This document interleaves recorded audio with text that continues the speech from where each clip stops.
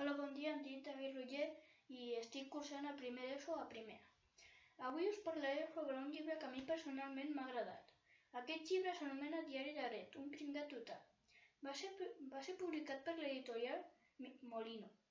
Aquest llibre tracta de ciència-ficció, comèdia i humor. El tema d'aquest llibre tracta d'un noi que a l'institut cada dia li passa alguna cosa. Un dia li va dir a la seva mare que comprés una llibreta i li va dir específicament que volia una llibreta normal.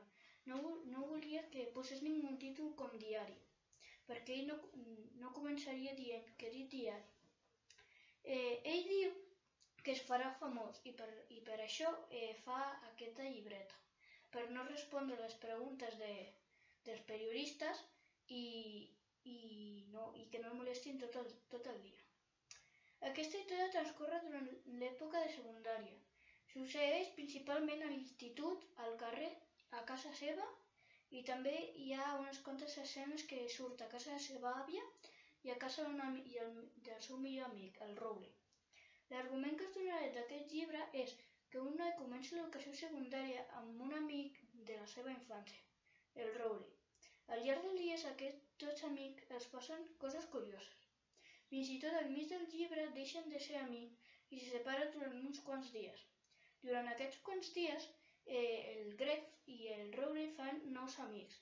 El Greg es va una nit a dormir a casa del Fregley, que és un amic que no li agrada molt, però és per donar enveja al Rowley.